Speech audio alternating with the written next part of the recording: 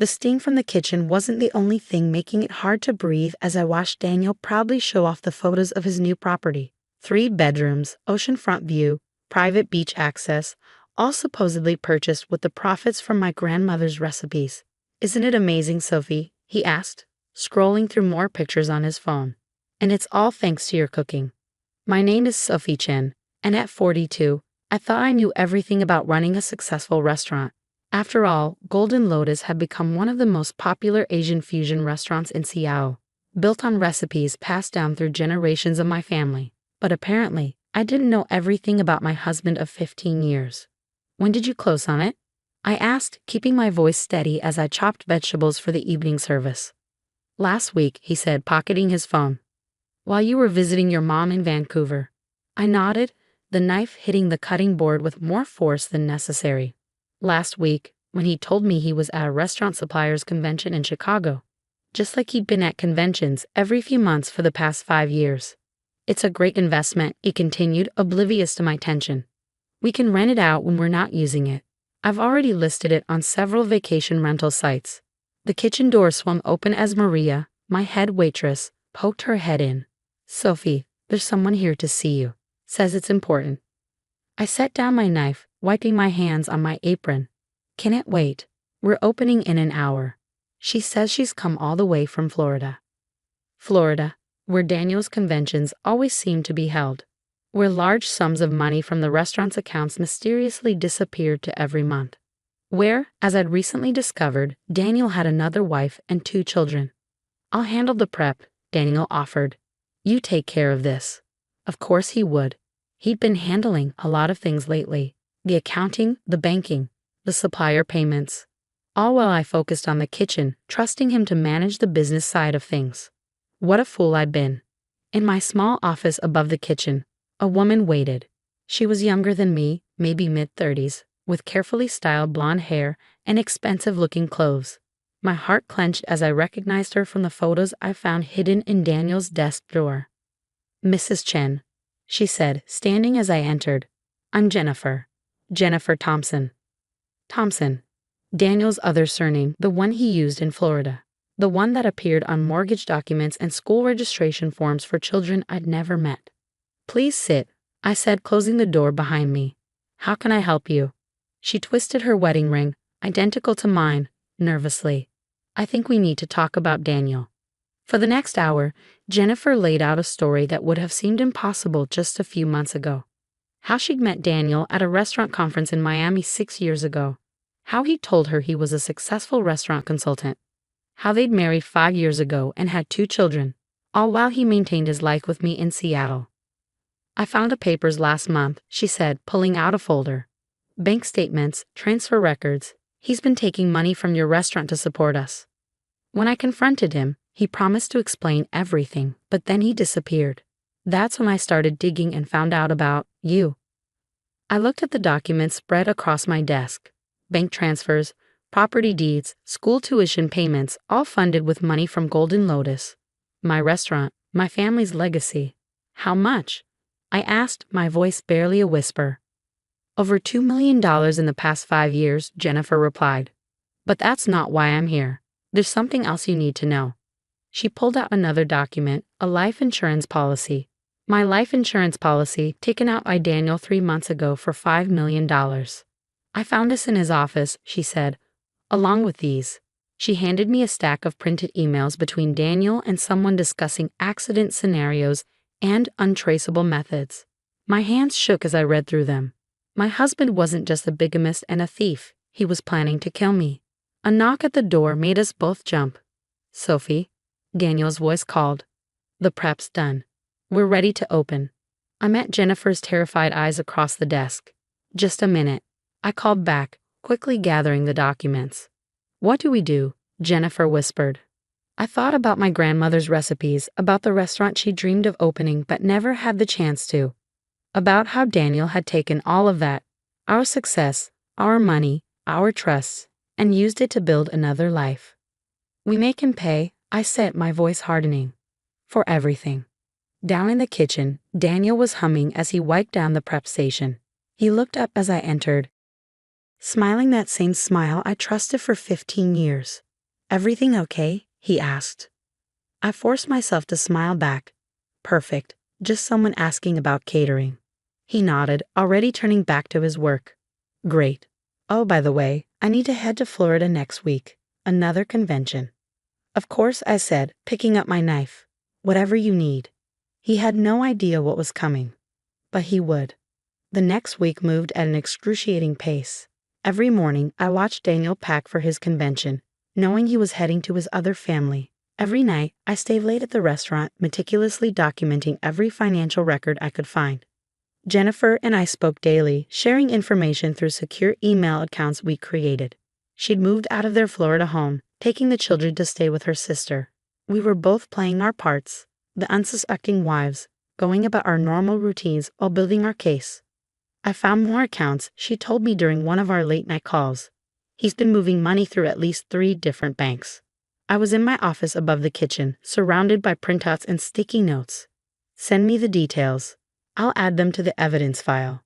The evidence file was growing thick. Bank statements showing systematic theft from Golden Lotus. Property records for houses and cars bought with stolen money. Even recordings of phone calls where Daniel slipped between his 2 lives, telling each of us different versions of the same lies. But it was what I found in the restaurant's basement storage that changed everything. I was looking for old tax records when I discovered a hidden compartment behind some shelving.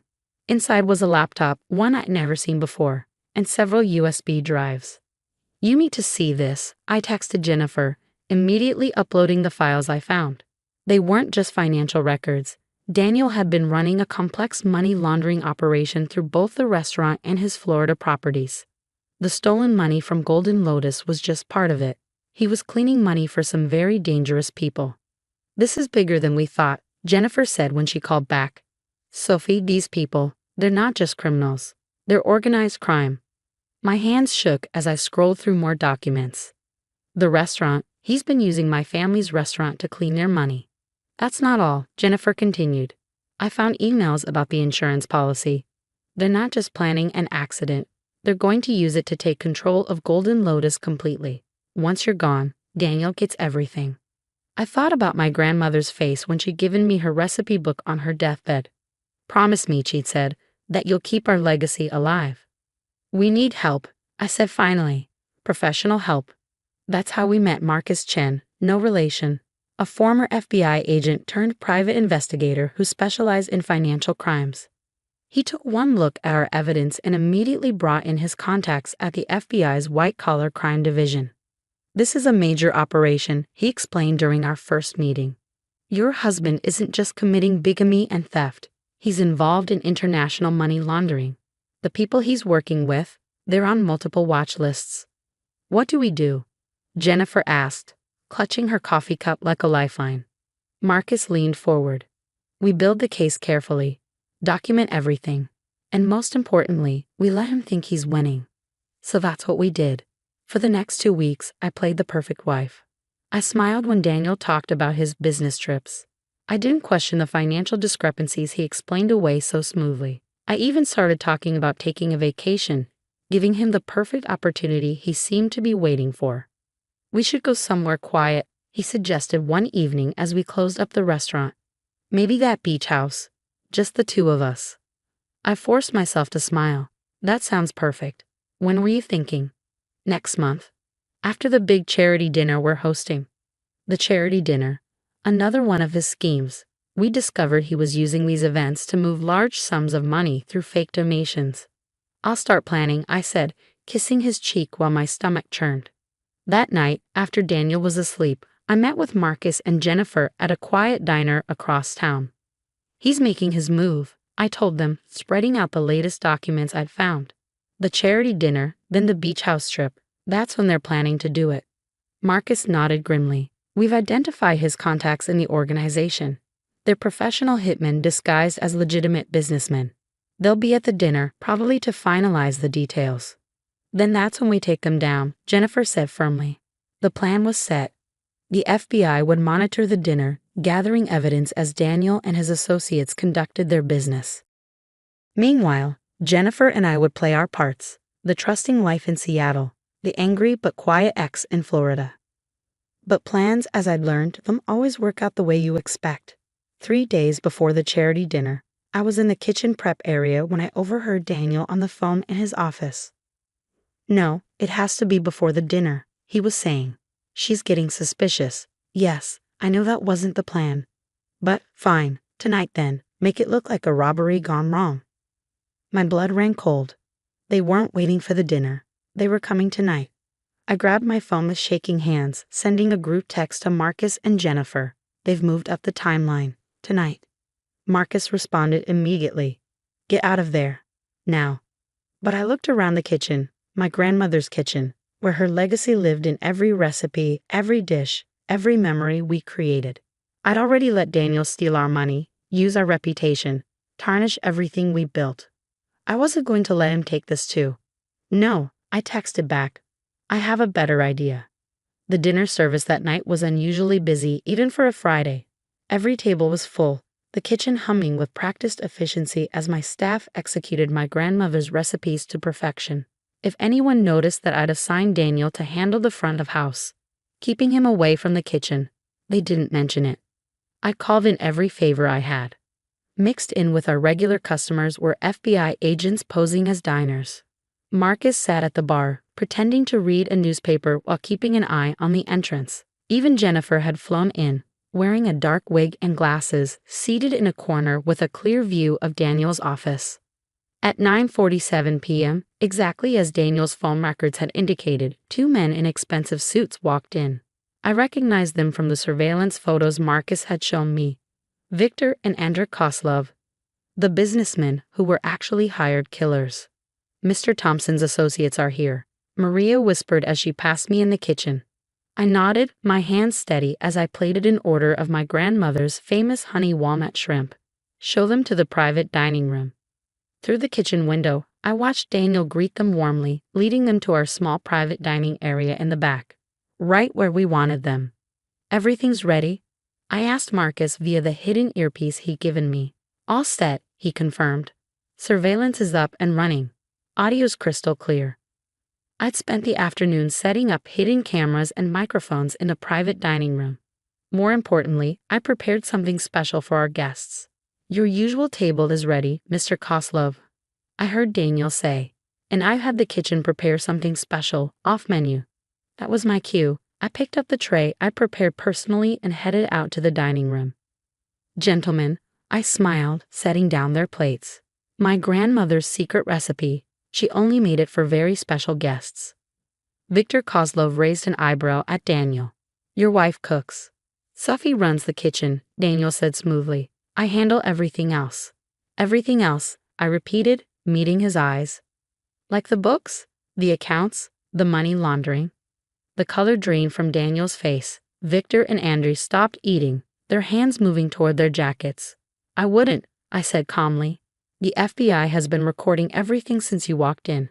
And those symptoms you're starting to feel, that's not food poisoning, just a mild sedative. Courtesy of my grandmother's other secret recipe." Victor tried to stand but swayed, grabbing the table for support. Andrew's head was already drooping. Daniel started, but his speech was slurring. "What did you?" "Amazing what you can hide in a complex sauce," I said, watching as all 3 men slumped in their chairs. "Don't worry, you'll wake up in federal custody." On cue, FBI agents emerged from their positions around the restaurant. Marcus approached with handcuffs as other agents secured Victor and Andrew. "Sophie Thompson," Daniel mumbled as agents cuffed him. "You're going to regret this." "It's Sophie Chen." I corrected him, and no, I won't. The next few hours were a blur of FBI interviews and evidence collection. The agents were particularly interested in the laptop from the basement, which contained detailed records of the money laundering operation. Jennifer appeared at my side as they led Daniel and the Koslov brothers away. "Is it really over?" I nodded, watching the patrol cars pull away. "Almost. We still have to deal with the legal aftermath, but they have enough evidence to put them away for a long time." The restaurant was empty now, except for the forensics team finishing their work. I walked through the dining room, straightening chairs and adjusting table settings, small acts of normalcy in a night that had been anything but normal. In the kitchen, I found Maria and the rest of my staff waiting. "Is it true?" Maria asked. About Mr. Thompson and the money laundering? I took a deep breath. Yes, but that's over now. What matters is that Golden Lotus is safe and clean. What happens next? Someone asked. I looked around at these people who had become my family, at the kitchen that held so many memories. We keep cooking, we keep serving. We keep my grandmother's legacy alive, the right way. 6 months later, I stood in front of the restaurant watching as workers installed the new sign, Golden Lotus, established 1992, Chen Family Kitchen. The criminal trials had ended with guilty pleas all around. Daniel and the Koslov brothers were facing long prison sentences. The FBI had helped recover most of the stolen money, and Jennifer's children would be provided for through a victims' compensation fund. More importantly, Golden Lotus had not just survived, it had thrived. Our reputation for excellent food and honest business had only grown stronger after the story came out. Your grandmother would be proud, Jennifer said, standing beside me. She had moved to Seattle with her kids, taking over the business management of the restaurant, properly this time. I touched the worn recipe book in my apron pocket, my grandmother's legacy protected at last. She always said that good food brings truth to the surface. That evening, as I worked in my kitchen, my real kitchen, not the one Daniel had tried to steal, I thought about everything that had happened. The betrayal, the danger, the fear, but also the strength I'd found, the family I protected, the legacy I preserved.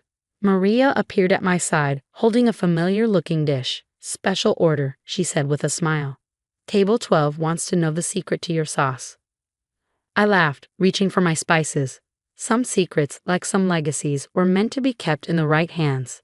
After all, as my grandmother always said, the true measure of a recipe isn't just in its ingredients, it's in the love and honesty you cook it with.